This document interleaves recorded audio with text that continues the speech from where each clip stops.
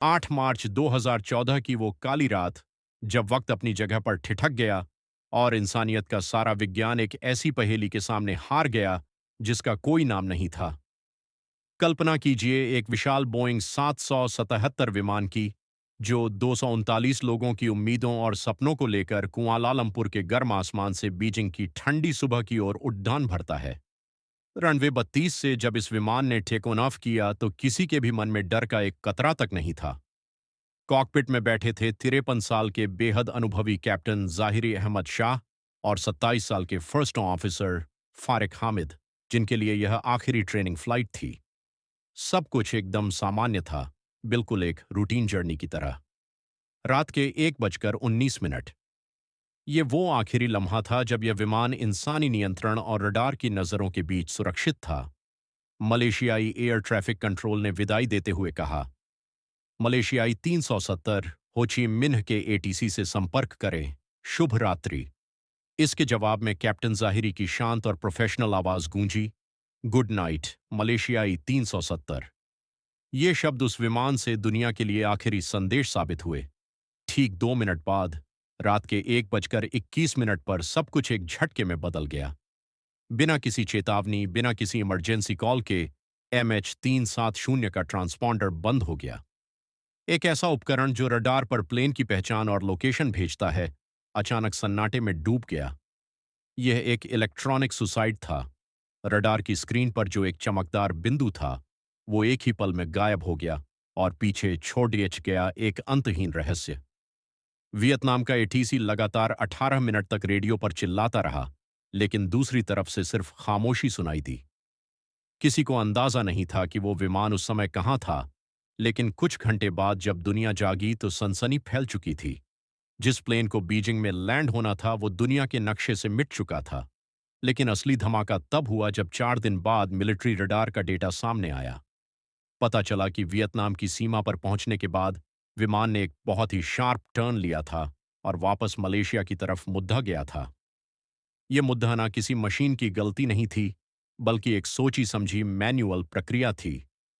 Plane को Thailand और Malaysia की सीमाओं के ऊपर से उड़ डहाया गया ताकि दोनों देशों के रडार उसे अपनी जिम्मेदारी न समझें और वो चुपचाप निकल सके। जांच करने वाले हैरान थे। क्या यह किसी आतंकवादी का काम था, या क्या कॉकपिट के अंदर ही कोई साजिश रची गई थी? एक भयानक थ्योरी सामने आई। कैप्टन जाहिरी ने शायद फर्स्ट ऑफिसर को कॉफी लाने के बहाने बाहर भेजा और कॉकपिट का दरवाजा हमेशा के लिए अंदर से लॉक कर दिया। इसके बाद प्लेन के आउटफ्लो वाल्व्स खोल दिए गए होंगे, जिससे विमान के अंदर की ऑक्सीजन बाहर निकल गई। 35,000 फीट की ऊंचाई पर बिना ऑक्सीजन के पूरा विमान एक उड़ते हुए शमशान में बदल गया होगा, जहां सिर्फ एक इंसान पायलट जिंदा था और जिसके पास ऑक्सीजन मास्क था। लेकिन कहानी यहां और भी ज्यादा पेचीदा हो जाती है। सैटेलाइट डेटा ने बताया कि प्लेन ने 7 बार सैटेलाइट से हैंडशेक यानी संपर्क साधने की कोशिश की थी। इससे एक काल्पनिक रेखा बनी जिसे 7वां आर्क कहा जाता है। यह रास्ता सीधा दक्षिण हिंद महासागर के उस वीरान हिस्से की तरफ जाता था जहां हजारों फीट गहरा पानी और अंधेरा है। सालों तक करोड़ों डॉलर खर्च करके समंदर का सीना चीरा गया, लेकिन मुख्य मलबा आज तक नहीं मिला। सिर्फ कुछ टुकड़े मेडागास्कर और रियूनियन आइलैंड के तटों पर बहकर आए, जो यह गवाही दे रहे थे कि प्लेन का अंत पानी में ही हुआ था। परंतु इस हकीकत के समानांतर एक और रहस्यमयी कहानी चलती है, जो हमारे लॉजिक और विज्ञान की सीमाओं को चुनौती देती है। कुछ दावों के मुताबिक MH370 हिंद महासागर के ऊपर एक ऐसे क्वांटम नोड के संपर्क में आया जहां समय का पहिया उल्टा घूम गया। कहा जाता है कि विमान के केबिन में एक नीली रोशनी फैल गई और पैसेंजर्स को भारहीनता महसूस हुई।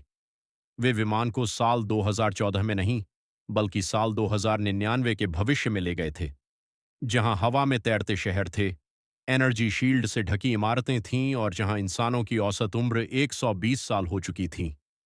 इस कहानी के अनुसार वे 72 घंटे तक भविष्य की उस दुनिया का हिस्सा रहे जहां कोई अपराध नहीं था और AI एक ग्लोबल कॉन्शियसनेस बन चुका था।